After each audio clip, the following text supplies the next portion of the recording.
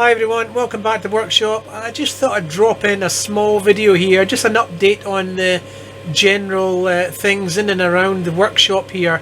I've been moving stuff around. As some of you may know, I do actually have two workshops. This is the main workshop where I work out of for all the electronics, but I do actually have the old workshop, and it's actually the main workshop that I've actually made some modifications to.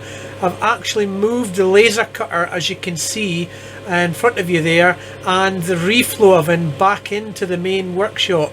And the reason for that is I've made some good modifications in respect to the ventilation of the reflow oven and also the laser cutter, to the point where in the old workshop I wasn't really getting any fumes at all, so I thought it was about time I moved them into the main workshop, because when I'm actually laser cutting or reflowing a lot of items all at the same time, I'm running back and forward out the door, across the back garden to the old workshop, and in and out the door there, back and forward, and I actually got a little bit sick of doing that. So I decided to change some of this shelving here. I'll pop up a little photograph to show you what it looked like beforehand.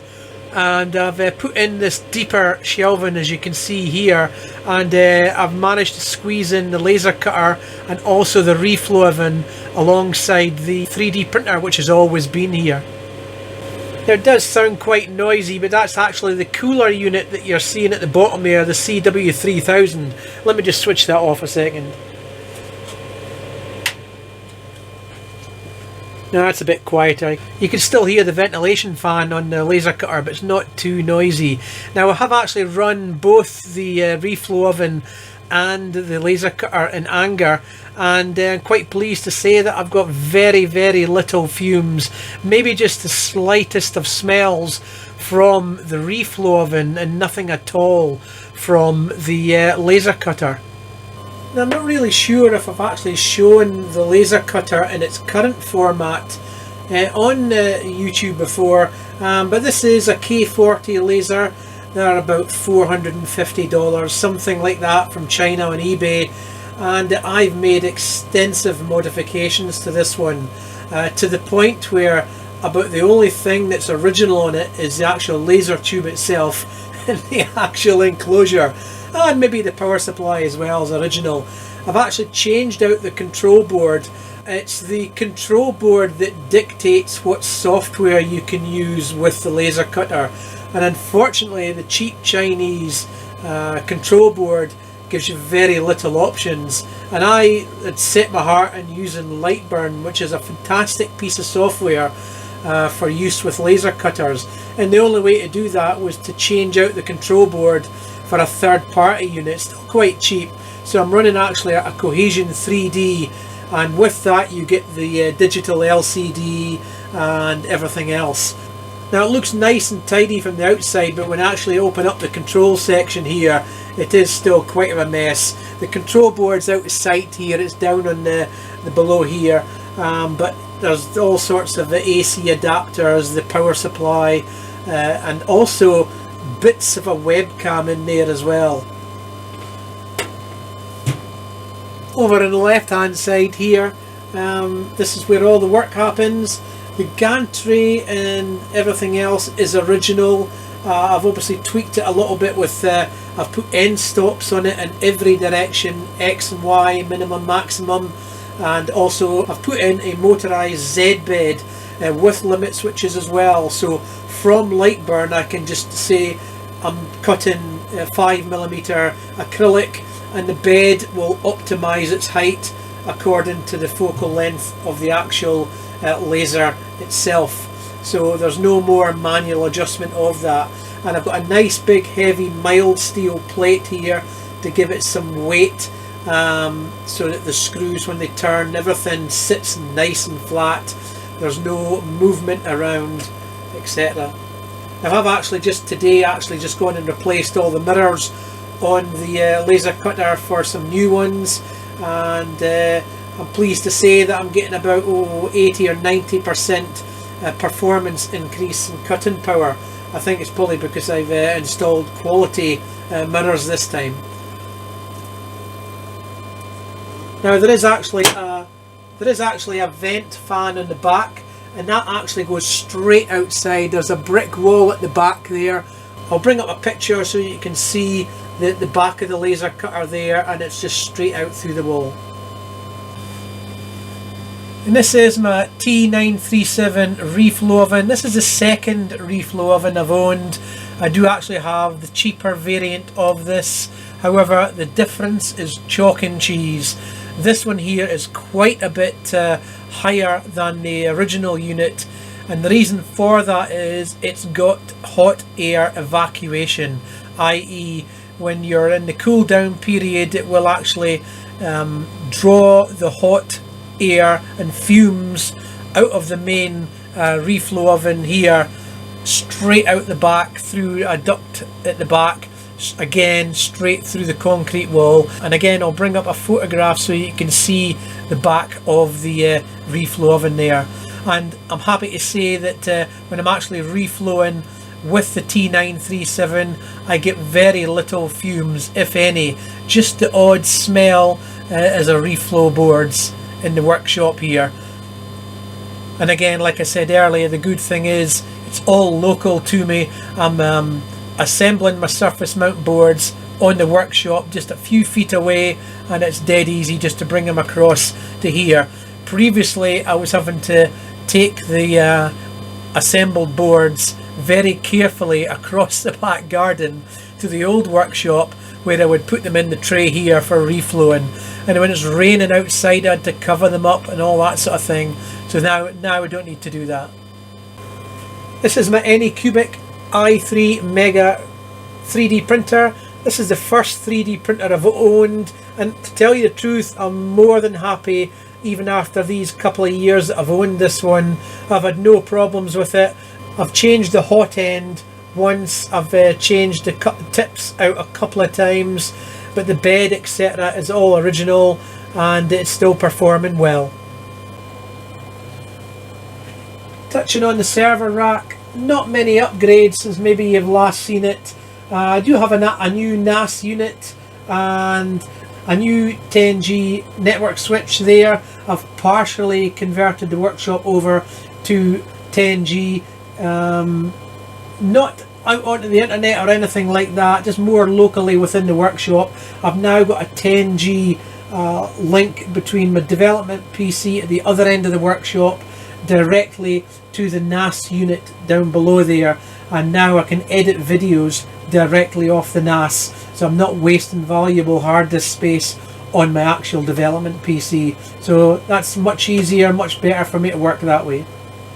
Eventually I hope to upgrade the 10G connection into the rest of the workshop as I need it, and also into the main house where the modem routers are for the internet, but my internet's not that fast, so there's very little point in that at the moment. This is the main workbench at the moment. Development PC's off to the left here, just out of sight. I'm actually going through the motions of testing and calibrating a bunch of PDVS2 minis. As you can see, it takes up quite a lot of space when you're soak testing them. I've got 24 there on 7-day test at the moment, permanently powered up. I recycle the batteries a couple of times throughout that, so that's running away at the moment, getting towards the end of that there. And over at the left there I've got another bunch of PDVS2 minis just waiting to take their position here and do another heat soak test for a week. Other than that, I do actually have a couple of repairs to do. One of them is a repair I'm halfway through at the moment, another HP power supply, which I'm hoping to get back onto the bench once I can clear it of these PDVS2 minis. And hidden underneath one of the shelves there is my aircon unit, which at this time of year it's coming into its own, because this workshop does get rather hot. So I've disabled it at the moment because it is a little bit noisy when it's running in cool mode, but couldn't do without it. And there's the control software for it. I've made a few modifications to it since maybe the last time you saw it.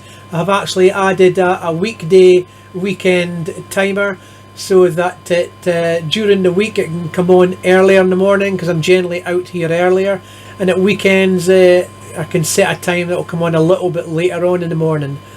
As I've shown before, I think this is controlling the aircon unit in the corner of the workshop there, but it's also controlling the heater. So you've got 3 set points at the left hand side there. It's disabled at the moment, that's why the temperature is reading 24.9 and rising.